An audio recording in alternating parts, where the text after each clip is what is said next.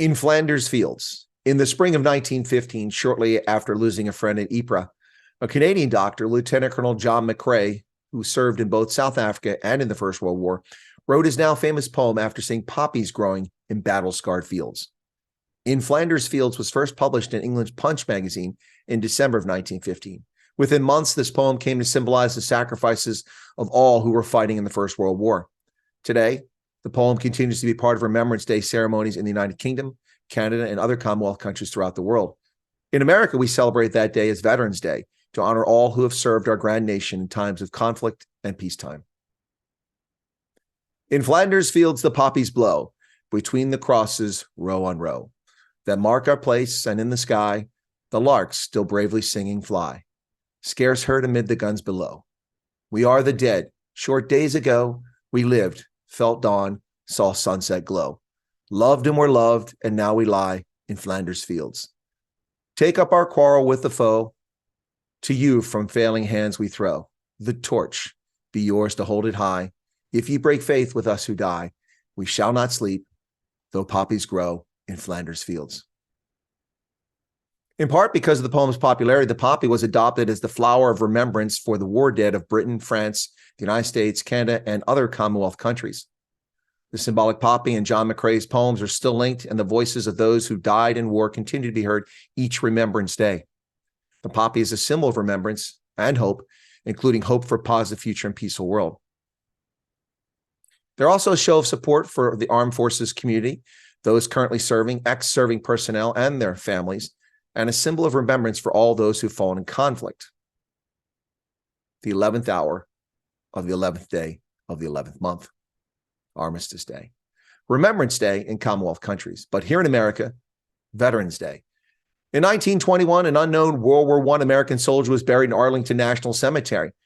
This site, on a hillside overlooking the Potomac River and the city of Washington, D.C., became the focal point of reverence for America's veterans. Similar ceremonies occurred earlier in England and France, where an unknown soldier was buried in each nation's highest place of honor, in England at Westminster Abbey, in France at the Arc de Triomphe.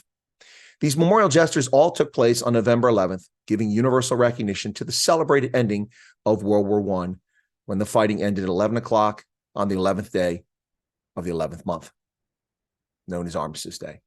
Armistice Day officially received its name in America in 1926 through congressional resolution. It became a national holiday 12 years later by similar congressional action. If the idealistic hope that had been realized from World War I was that it was a war to end all wars, November 11th might still be called Armistice Day. But only a few years after the holiday was proclaimed in America, war broke out in Europe. 16.5 million Americans took part in that conflict. 407,000 of them died in service, more than 292,000 in battle. The first celebration using the term Veterans Day occurred in Birmingham, Alabama in 1947. Raymond Weeks, a World War II veteran, organized National Veterans Day, which included a parade and other festivities to honor all veterans. The event was held on November 11th, then designated Armistice Day. Later, U.S. Representative Edward Reese of Kansas proposed a bill that would change Armistice Day to Veterans Day. In 1954, Congress passed the bill that President Eisenhower signed, proclaiming November 11th as Veterans Day. Since that day, we've known Armistice Day as Veterans Day since 1954. Raymond Weeks received the Presidential Citizens Medal from President Reagan in November 1982. Weeks' local parade and ceremonies are now an annual event celebrated nationwide by patriotic Americans, recognizing the sacrifices of those who came before us in uniform and those who continue to serve today. Take a moment. Remember your loved ones. Remember those who served this grand nation, its constitution, without regard to race, color, creed, religious affiliation, or ethnic origin, language, or gender. They served to defend Americans and America, at home and abroad. Remember veteran this Veterans Day. Thank you.